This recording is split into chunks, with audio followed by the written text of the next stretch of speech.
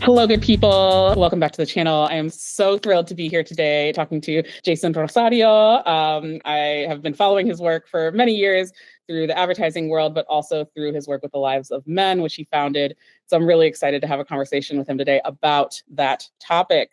So I'll give a little bit of a background, and then we'll jump into a little bit more about Jason. So Jason is a Afro-Latino native New Yorker. He spent most of his life breaking down barriers and building up inclusive cultures. He is passionate about innovation and the power of creativity to drive change.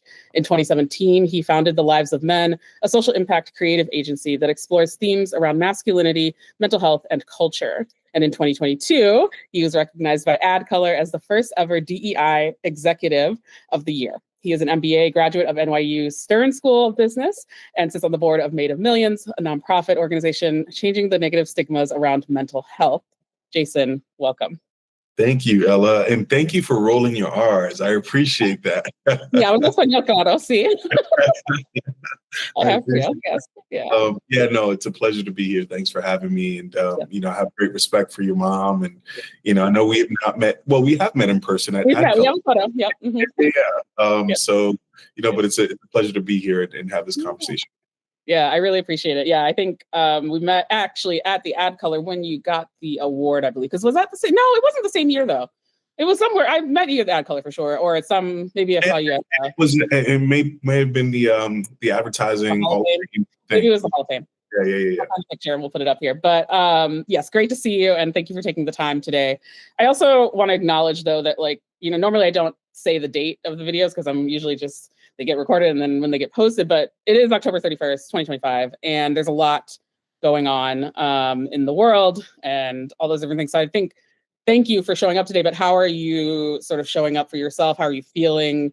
What are sort of your thoughts about the space right now? So many thoughts. I mean, it just feels like the world is burning and falling off a cliff in so many ways, right? The news cycle, it just feels like there's one thing after the other. And I just posted actually today that it just feels like life is lifing for a lot of us. And so it's kind right now because you don't know what people are going through.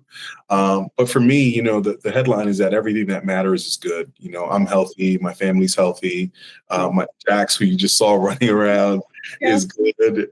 So I can't complain in that regard. And experiencing my own challenges as we all are, but really optimistic about the future. I do believe that those of us who are well-intentioned, that have big hearts and want to sort of create more expansiveness in the world, we're going to come out of this a lot better off and a lot more sort of connected. And I'm excited to see what comes out of, sort of this period of contraction that we all find ourselves in. Yeah, that's a really great point. I think I also am just struggling with that dissonance of how do you continue to find joy? How do you support? How do you do all these different things? And so I'm doing the best I can, but it definitely feels weird, continuing on with our daily lives sometimes when things are happening. So I appreciate you making time today to talk to me. So let's start out. You sort of had what I would say sort of three major pivots. So we'll sort of talk through those pivots. So you started out in finance and investment banking. So talk to us a little bit about the thought behind that. And then how you sort of started to get into the creative space, obviously going into the advertising world, working at BBDO for several years. Yeah. I'm a product of an immigrant family, the oldest everything. And so I think a lot of people will relate to the fact that, growing up in that sort of role, you don't get a lot of optionality around your career should be or how it should unfold. So for me, and I'm sure a lot of people can relate to, it was either become a doctor, a lawyer, an accountant, or finance, or some sort of code tech guy or tech professional. And so for me, it was finance. I decided to, go to business school years later, but built a career in wealth management, investment banking, lived overseas for a couple years in Geneva as part of that old life and that old sort of paradigm. And, successful by every measure. I was climbing the corporate ladder, making good money, traveling the world. But I think we all sort of get to this point in our lives where we realize that there's much more to do. And I knew that I wasn't making an impact, at least in the ways that I wanted to make an impact by just, working 12, 13-hour days, crunching numbers on a spreadsheet. Mm. I was making a good life, but not really anything that I felt was fulfilling. Mm. So I decided to leave that space in 2016, and launched. Well, at the time was sort of my passion project, which Mm. was the Lives of Men, the beginnings of the Lives of Men. And I'll give you a bit of a peek. The Yeah. Lives of Men wasn't the original name for this thing. Oh, okay. It was the Gentleman's Journal. Oh, Was the first name for it. Yeah, okay. Yeah, yeah, yeah, yeah. yeah, and it was exactly what it sounds like. It Yeah. was, me going through and living my life and writing things down. I'm a big journaler, and sharing that with a good friend of mine at the Mm. time. And he was like, Jason, you need to put this out publicly. This is back in the world of Tumblr, Right, right? If right. you remember Tumblr, he was like, you need to blog about this. And so I was like, all right, well, why not?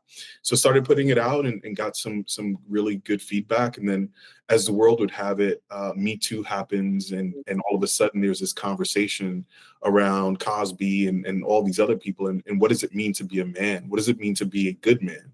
And so that was sort of the beginnings of this trajectory that I've been on.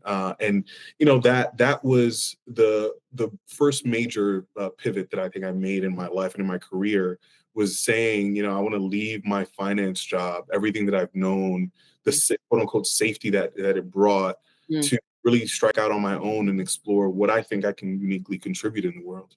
Yeah. So that was that, and the rest is history. And then, fast forward, led that for a while, found myself in marketing and tech and all these industries, but really at the core of who I am, I think, is just this men's work, really Mm. wanting to help encourage men to do the self-reflective work, to really just connect with themselves in a real meaningful way. Yeah, no, I think that is something that probably other men want to get into, but they just haven't had like the thoughts or the space. So I'm glad that you're already building this community of people that can join you on that journey. And I think also what you talked about is, and it's something that comes up in a lot of my conversations with people, which is like the core, you get this, I call them messages from the universe, but you just keep getting the same message, right? So you're working in finance and all these things, but you're still thinking about the Gentleman's Journal, aka the Lives of Men, right? And you're working in advertising and you're just like, okay, I'm still like, I'm doing the thing that like people are telling me to do, but there's still this like gnawing or sort of repetitive message that keeps coming up. So I'm glad you listened to it. And it sounds like now you have fully transitioned into running the Lives of Men as a founder, sort of running that as your main thing. And so I think you were talking about the Dear Men series that you did with Yahoo. Tell us a little bit more about that. I did watch the one with Avi Klein, and there were some interesting thoughts in there about the Me Too movement. Do you think, so two questions, tell me about the Dear Men series, but also do you think that people have reflected since that time? Because it's been Yeah. almost 10 years now, right? And so I'm curious if you think anything has changed since you started that Dear Men series. Yeah, well, a lot to say there. I want to go back 30 seconds to something that you said about continuously being brought to the precipice of this Mm. work. And what I love about it is the fact that regardless of the industries that I've traversed, whether it was finance or tech, marketing, advertising, all of it has prepared me for this exact Mm. moment, right now.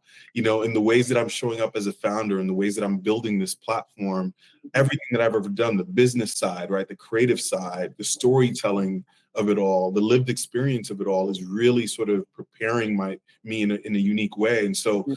none of it, I think Steve Jobs said it. He's like, the dots don't connect looking forward; they always connect looking backward. And that's exactly what's happening for me. So, so Dear Men came out of a stint I was working with at Yahoo's Oath at the time. So Oath was the entity that was created by the Yahoo and AOL merger. Mm. They own Tumblr, HuffPost, and Yahoo News, and all these properties. And so decided to pitch them an idea for this show, wound up executive producing it and hosting it, and sat down with folks like Avi and Swiss Beats and Kevin Love to talk about, what does it mean to be a man? And my goal there was to have a conversation with them that wasn't rooted in, what they did for a living and what we all know them to do for a living. It was really just trying to normalize this experience that we call manhood across race, ethnicity, and backgrounds. And, the conversation was rich. Mm. And then in terms of the conversation around Me Too and have people reflected, in some ways, I think the reason we are where we are today is because of I would say, overcorrection that came Mhm. to. What happened in my observation coming out of Me Too was that there's this backlash against men that really was just like, you shut up, you have done badly, like, slap on the hand. We don't want to hear from you. You just sit over there. And then over time, that created sort of this feeling and this dynamic where men have felt sort of on the outskirts of society. Mhm. Boys and men, so much so that they feel afraid to speak up because they don't want to be canceled, right? That studies show that young men feel like that in a very visceral way. So I think the response from Me Too and the years after that has really been sort of why we find ourselves, or a big reason why we find ourselves in the state that we're in right now, which is, men and boys feeling and being disconnected from themselves, Yeah. from each other, and from society. Yeah. I think building on that, you kind of answered one of my other questions, but building on that, what do you think? I mean, obviously the movement itself caused sort of this ostracization, right? But also the impact of social media, right? So these days, there's so many, on threads or wherever you want to go, conversations about the what a man should and shouldn't do, what a woman should and shouldn't do. What do you think about the impact Yeah. of social media? I guess starting then, because social media was around before then, but maybe starting then until now, um, regardless of the Me Too movement and how that has played a role in what's going on. Yeah, and look, I want to be clear. I think the Me Too movement, the results of that were net positive, right? Yeah. If we came out of that movement with this sort of renewed focus on men and how we show up in the world and Yeah. our responsibilities around consent, for example, things like that, all of that is good. I think the challenge, though, with any sort of pendulum swing, whether it's the D&I pendulum swing, the masculinity pendulum swing, is Mm, just that when it goes too far to the right or left, I just think it sort of takes people with them and just kind of bulldozes over nuance. And I think mm, conversation around nuance is what's been lacking. So, in terms of social media and its impact, I think the good that it's brought to this conversation is that it's really magnified this conversation in a way where we can't avoid it now. mm, We've been able to, at least in my work, what I try to do is connect the crisis of men and boys to the fact that the reason we are in the state of the world that we are in is because you're seeing an old masculinity hold on to power, creating scarcity, mm, and wanting to, really not relinquish that power. But then you have on the other side of that a new wave, this Aquarius age of sort of mm. being softer, being more collaborative in the ways that we show up in the world. And I think those two tensions are competing with each other. So I think social media has really amplified that in a unique way and such that we can't avoid it. Yeah. I think what I struggle with, and this kind of segues into the next question, right? What I struggle with is the patriarchy. Mm, Because and then so the question really is, how do you see the intersections of masculinity and patriarchy? Because I do have empathy for men. Obviously, I have tons of Black men in my life, and I see them going through different variations of the different stages and all those different things. But I also understand that they still, in the terms of the patriarchy, if you will have some level of power in all of this. And so I struggle with, like, how do I support, but also not get angry at the fact that, like, men make me angry sometimes, right? So how do you, I guess, think about the intersections of those, and how does this work, I guess, help break down the patriarchy so that the softness can come out and all those different things? well, look, men make me angry too at times, right? So I feel you on that. Yeah, Um, yeah. look, I think, and I'll give you a sneak peek into something that I'm writing. I'll Mm, probably publish it in the Substack soon, and that is that healthy masculinity can be cultural technology for good in the world. mm, mm, And so when we look at it through that lens of technology, right, we're in the era of AI and sort of everybody's locked in on that conversation. yeah, We can look at this conversation through that lens too, where patriarchy is the operating system, right? It's mm, thing that impacts the way something works, right? So and then masculinity, as it were, is the hardware. It's where is it, so for example, if we look at patriarchy as the operating system, but the expressions of that look different whether you're a man or a woman, then what we need to do is address the patriarchy, not so much redefine this social construct that we're saying that's what we call masculinity. So to me, it's that, right? So bell hooks, and I don't want to get into a whole bell Yeah. hooks, Yeah. thesis. Yeah. But it's really addressing sort of the ways that we are both harmed, both men and women are harmed by patriarchy, right? That says that men should behave in these ways, that prescribe sort of the typical behaviors of what a man should be and how he should sound and the things that he does, what's acceptable, what's not. Mm, And I think what I find is that men police ourselves, we police each other, but mm, women police us as well through those mm, same lenses. And so I think in deconstructing patriarchy, let's look at it as a social ill that impacts all of us if we are indeed serious about creating stronger bonds, stronger communities, stronger relationships. mm, Patriarchy, not necessarily masculinity, right? Because masculinity is on its own is not unhealthy, right? It's not a negative thing. yeah. But patriarchy is in terms of how it impacts that. I think that to me is where we should be focused. Okay. Yeah. I'll keep thinking about it. I think I struggle with and being in these spaces, and it kind of talks to what I want to get to, which is how you're creating space with the lives of men, right? But there's the virtual spaces, and that will really make me angry, even though some of that is probably bots. And like if we talk about dead internet theory and people aren't real, whatever, blah, blah, blah, right? And then AI created videos and things like that. But when I see it in my own real life, I also have to remind myself, I guess sort of how you said that it's the OS, not the internal part that's like the masculinity aspect. I'm not mad at masculinity, but I'm mad at the patriarchy and how it perpetuates it. So I think, can you talk to us a little bit? You've talked in your Substack and I think on social media as well about creating ecosystems, not echo chambers. And so this starts to talk about the space that you're creating with the lives of men, both online and in person. So tell us a little bit more about the ecosystem that you're building.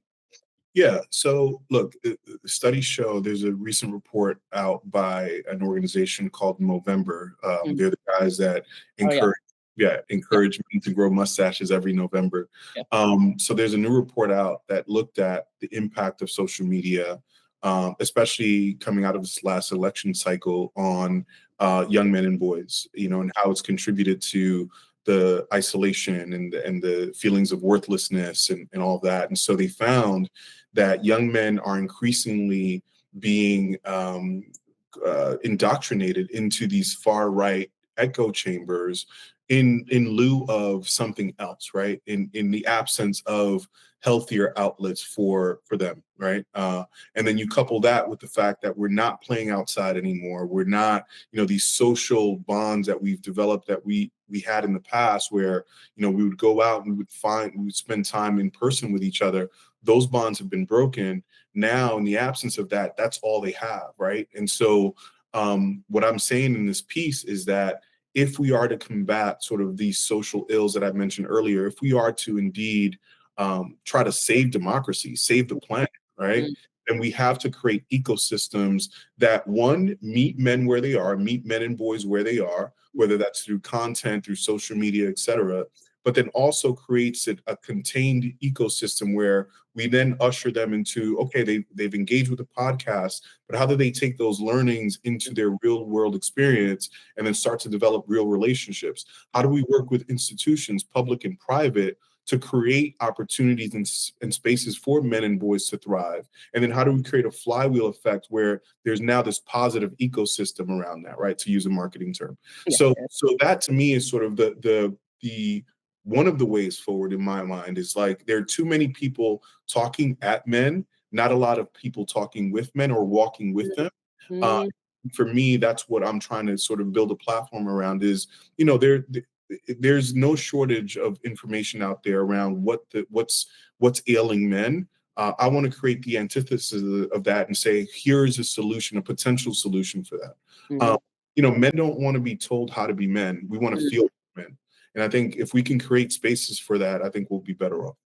So you touched on another thing that I wanted to ask, which is sort of is it your tagline, "Walk with us"? Yes. So it's your hashtag, and it's on the Instagram, and it's on the website, of course. But you mentioned it just now. So both walking physically, right? Like I see you all do some like exercise classes and things like that as well. But also, instead of, as you said, talking at parallel, walking alongside that conversation. Talk to us a little bit more about the "walk with us" phrase. There's also a journey element to that too. Yeah, yeah. So I'll take you back to remember the genesis of this was me documenting and chronicling my own journey. And so as I was sharing that more publicly, what I didn't want to do was sort of be the authority of it all, right? I didn't want to be the person that had it all figured out, because I think especially when we're talking about this conversation, this is a lifelong journey. So the idea that I wanted to build into that was, that let's sort of let's walk on this journey together. Let's learn from each other. And then, we'll take it from there. I think there's also real scientific studies around the ways that men engage with each other. Men are more apt to engage with each other when they're shoulder to shoulder as opposed to face to face. So that's why when you see us do anything, right, or when we're walking, it's just like, it's really, let's walk shoulder to shoulder, as opposed to kind of face to face, because it's more brotherly, right? It's more community. I don't know what the word is, but it's more relatable, if that makes sense. So yeah, so walk with us is sort of our invitation, if you will, for men to not only go on their journey for themselves, but then invite everybody that they care about and love and that care for them as well to go on that journey with them as well. It's interesting. Yeah, when you said that, it made me think about, my dad talks about this all the time, where he's like, when we go to bars, we sit next to each other. We don't face each other. And I do wonder if there's anything about the intimacy of sitting across from someone as opposed to sitting next to them, right? So like this, you can kind of turn, in a different direction and not have to be eye to eye. Whereas if you're sitting across from someone, it is. But then sometimes people will say, at least in heterosexual couples, that also that sitting next to each other as a married couple, like, and you're in a booth, like sitting next to each other is like a thing, right? And so I'm curious about that. Maybe I'll do a little more research about It's interesting you say that, because even in our workshops, what we do, one of the exercises that we have, and it's not unique to us, but you go to any men's workshop, one of the exercises that they'll have you do is like sit in front of someone, look at each other, don't say anything for 30 seconds.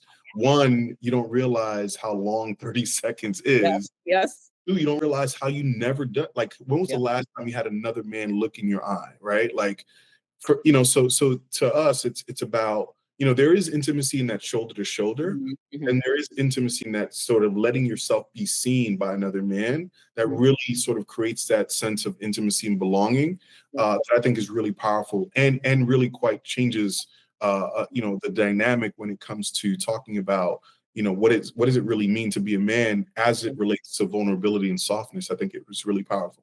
There's a class that I took in college that was, I can't remember the exact term for the therapy that it was, but it was similar. It wasn't 30 seconds though. It was like one person would sit and talk at the other person for 20 minutes, and the other person just had to listen. Wow. And then the other person would talk at the partner for 20 minutes, but not related to what they had just talked about. And it was sort of this listening, it helped you learn how to listen better and not be as reactive and things like that. So I would definitely say that 30 seconds is very long when you're sitting there thinking about that. So you've touched on this a little bit, and I wonder how this plays into your leadership of the lives of men. But you grew up, you're the oldest sibling, you grew up in a single parent household, you are from an immigrant family, but like being the eldest and carrying all of that, and now still continuing to, and I'm also the oldest in mine, but now continuing to lead an organization, almost, I mean, sort of, as the figurehead, right? What lessons have you learned from being the oldest and being the leader, and how that affected your masculinity, and also like what are the benefits of it for this work that you're doing?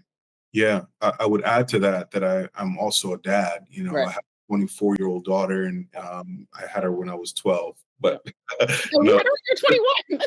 I look like I'm 25, right? So it's interesting because all of that impacts and sort of shapes the way that I show up as a leader. I've had to grow up very, very early. Even when I was 11, 12 years old with my younger siblings, as I mentioned, single parent home, I had to be, very much a father figure to them. And I had to be a support system to my mom. I had to had my first job at 14 years old. And so all of that, right, is important in terms of how I show up as a leader, because it allows me to show up. I mean, I believe that the hallmarks of a great leader are empathy, right? You can teach the math, you can teach the strategy and all of that, but if you're not empathetic and if you're not self-aware, Yeah. I mean, it's hard, you'd be hard pressed to have anybody follow you anywhere, much Yeah. less the grocery store. Yeah. So for me, it's, I'm building something that is, yes, of course, is predicated and built on my lived experience. Yeah. So,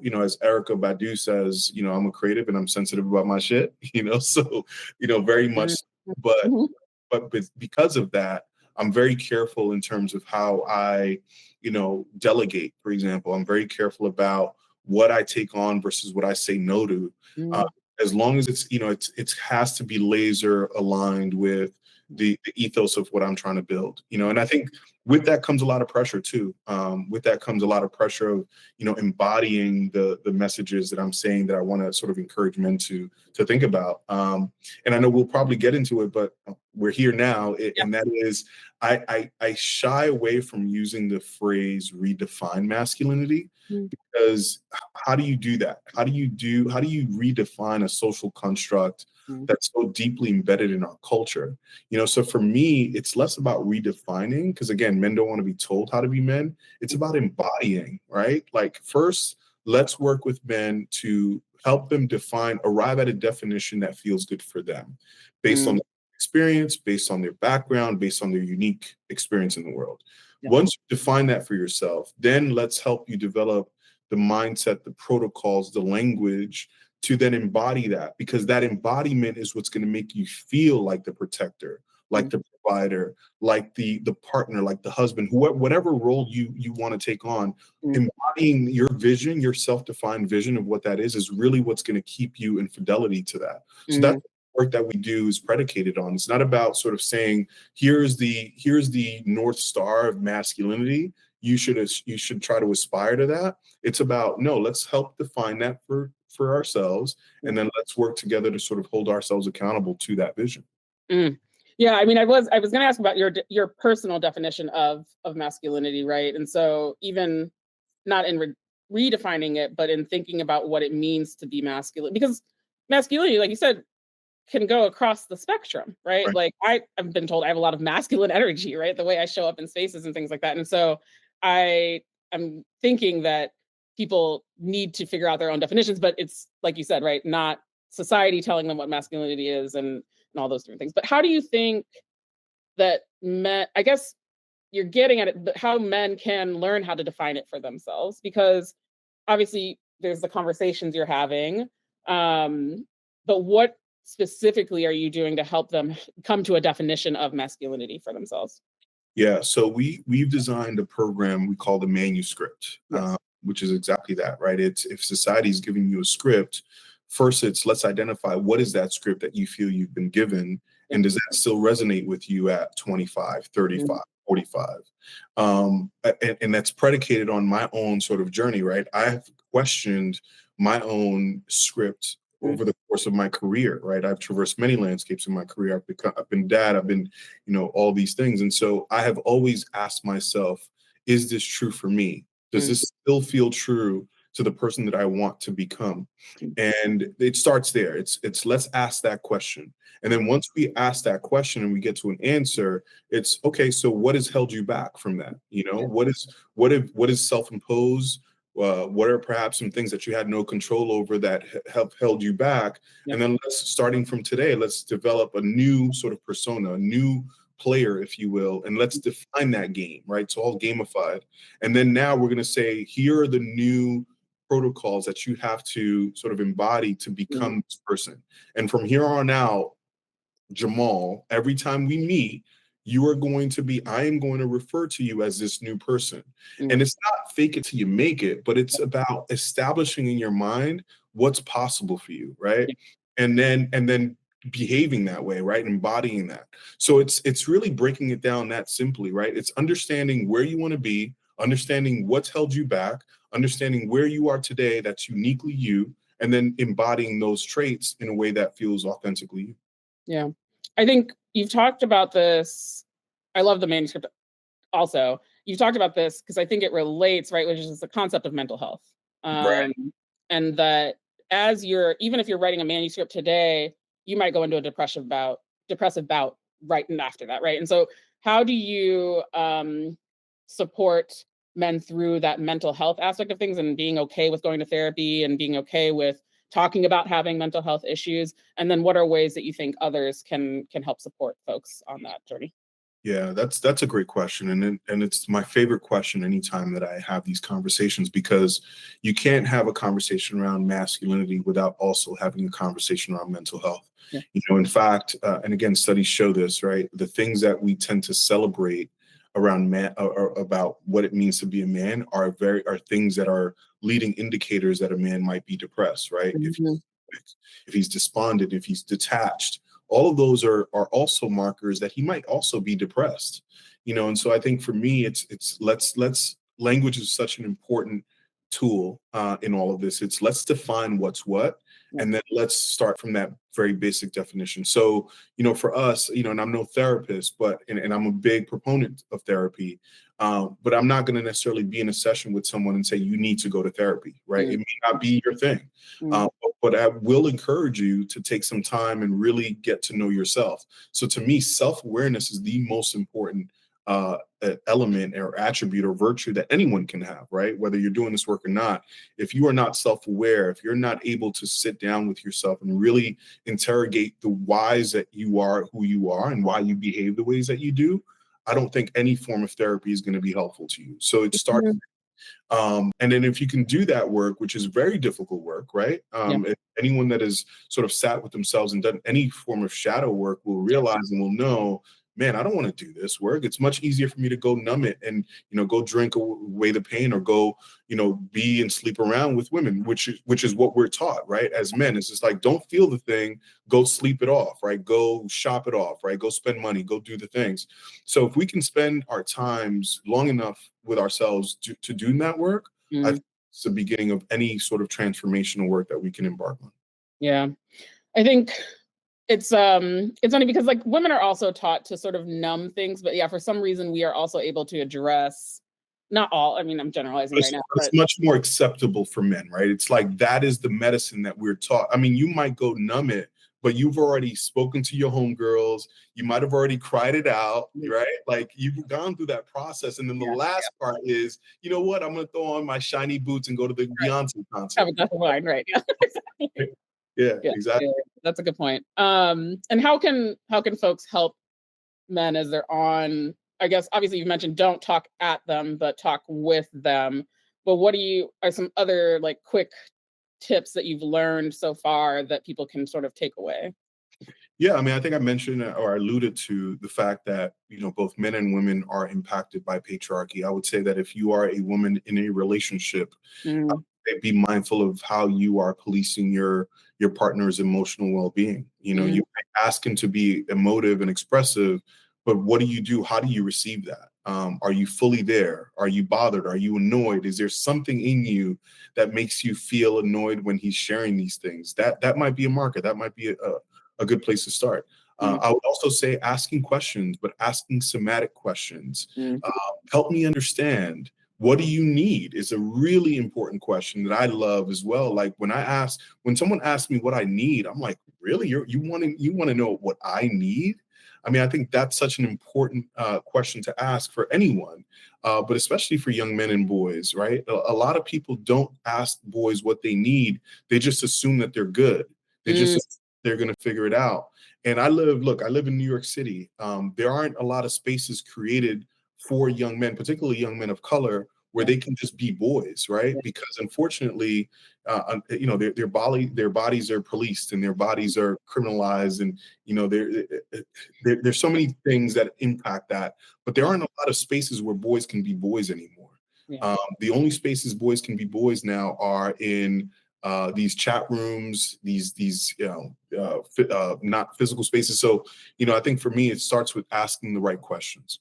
Mm. Yeah, that's a really great point. It made me think about a trend that's going around, or at least it was going around, it might be gone now, is the nonchalant man, Yeah. right? And it's like, is he nonchalant or is he actually depressed or is he actually annoyed that you're asking him the question a certain way or things like that? So it did make me think about that. And yeah, I think when I think about Chicago as well, right? And especially for Black men, it's so I every time I pass one on the street, I just like say a prayer in my head because I'm just like for them want them to not have to suffer in that way, but for all men, I think also like there are not spaces really for them to go. There's the gaming rooms, like you said, sometimes the gym, but like that's another form of coping, right? That doesn't really actually give them the space to do things.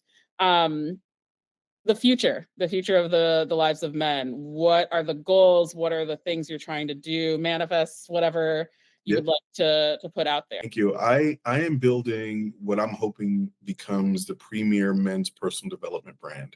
That is fully integrated, right? That has all of these elements, the content, the in-person experiences, that works with institutions to impact and affect policy.